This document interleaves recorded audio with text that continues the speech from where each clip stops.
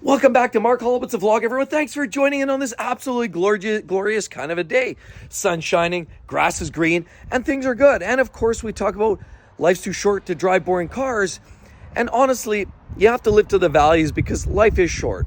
And not is it just about driving great cars, but it's truly about living life to the fullest. And so everybody, if you've been watching the channel for a little while, you know that Gretas Porsche Boxster was written off last year by a careless driver that left us in a little bit of a lurch, but it was at the end of the year, so we basically said enough, move on, we'll wait till next year. Well, next year has arrived and we've done some shopping, which I shared a car with you in a previous video here, but we've actually stepped up, paid some cash, found a car that didn't cost a lot of money. And that's the whole point of this conversation. You don't have to spend a ton of money to actually get great value and enjoyment out of a car.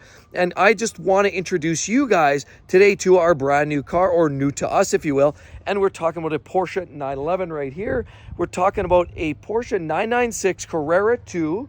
It's two-wheel drive, cabriolet, so convertible. This is a 2001, and I want to share with you guys some of the statistics and specs on this and how we even came around to buying this car.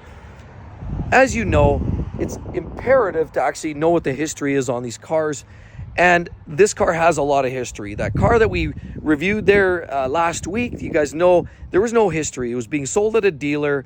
Every time we turned, we found something else. The dealers were really dragging their heels about every detail, and we basically said, hey, let's walk from that. It's clearly not the car that we want to buy. And thanks to you guys too. You guys all put in some feedback on that. It clearly was the car not for us. Now, while this car is not perfect, you got to remember it's a 2001. So this car is now about 22 years old. But the way I see it, it's like dog years, right? Porsche is typically only driven in summer.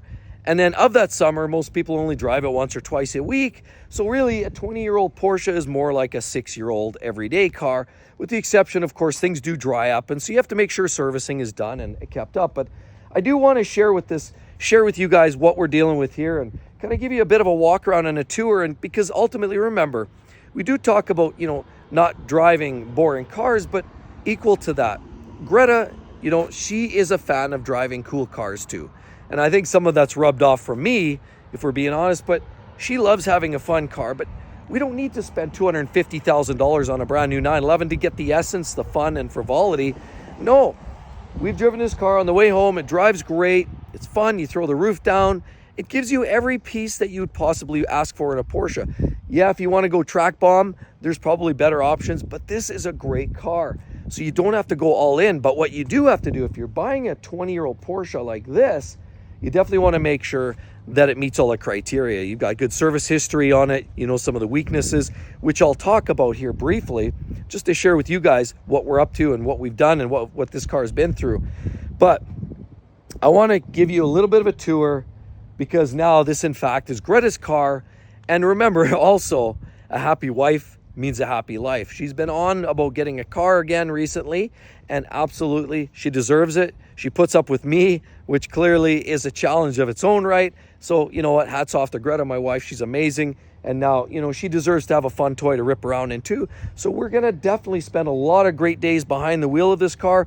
And yeah, there's some things to clean up. There's a few little fix-ups here and there. It's a 20-year-old Porsche, and we're going to walk through those steps. But more importantly, I just want to give you guys a quick tour, introduction to what we're dealing with and what we decided to pick up here. So let's take a look, and I'll share a little bit about this.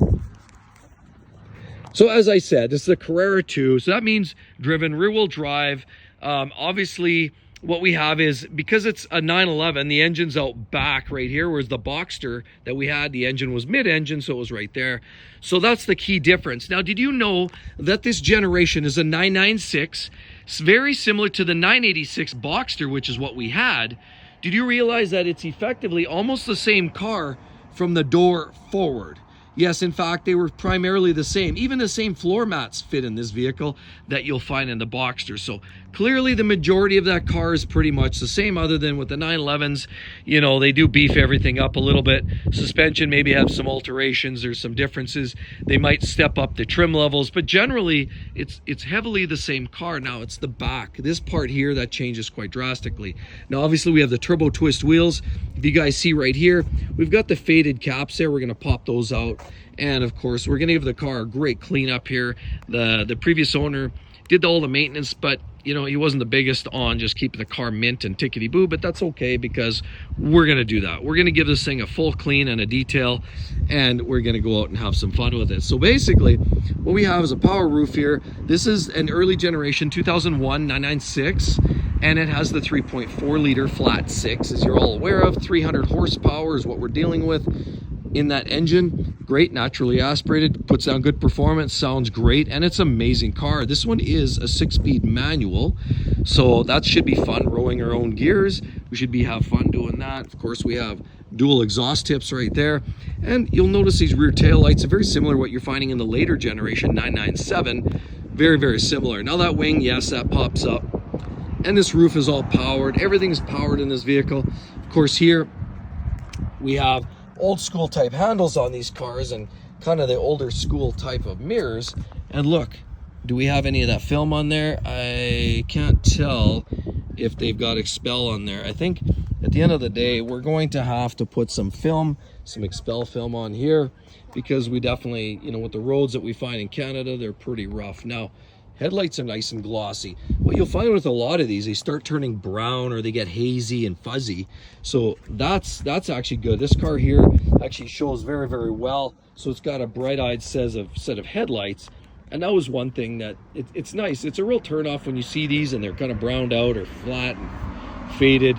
So that's a nice touch there. But there's a neat touch that Greta wanted on here, and you'll all get a kick of this, and it's right there, was his. And so if you ever seen this car out on the road and you're in the Edmonton area, give us a wave, because that's just us. And clearly she had this on the Boxster last year. And it was the funniest thing, because a lot of times when we're out driving together, she says, Mark, you drive. So I'll drive her car, and then we pull up to a set of lights on White Ave, and some people crossing across the street look over, was his, and got a laugh out of it. It actually always does, you know, perk people up, get people laughing about it a little bit. But that's a license plate that Greta's always having a bit of an affinity for. And so, hey, it's her car. We're going to personalize it. We're going to clean it up, detail it, and make it nice. And as you can see, she's got her own personalized license plate tacked on the back there. So it's perfect. This is clearly Greta's car, and we're just going to make it great. So like I said before, at the end of the day, happy wife, happy life. And I just wanted to introduce you guys today to our new car.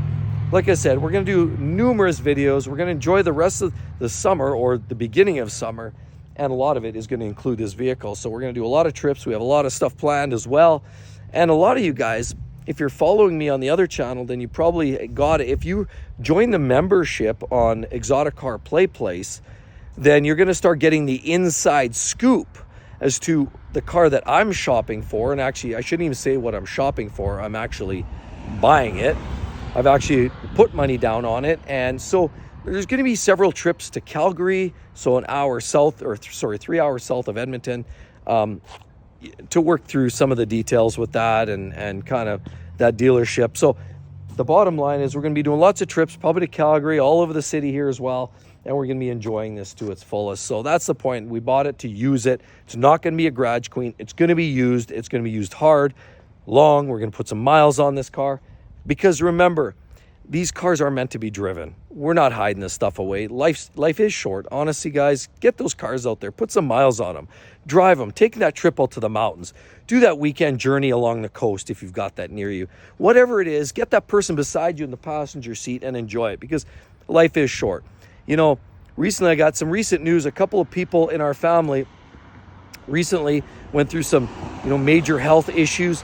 And it's a sad, sad state of affairs, because when you hear of that, it's honestly, it's devastating. But also to that, it's another trigger. It's a reminder that we should live life to the fullest. And that's what we're doing here. And you don't have to spend $100,000 to do it. We didn't spend $100,000 here. You can, I've said this before, you can spend as little as $5,000 if that's what floats your boat. If it's something fun and interesting, then as far as I'm concerned, that's all that matters. As long as you get your kicks, that's what's going on. So anyway, thanks again, everybody. I just want to share that, our new car, give you a quick tour, and we will get into the ins and outs of it as well once we get the car cleaned up.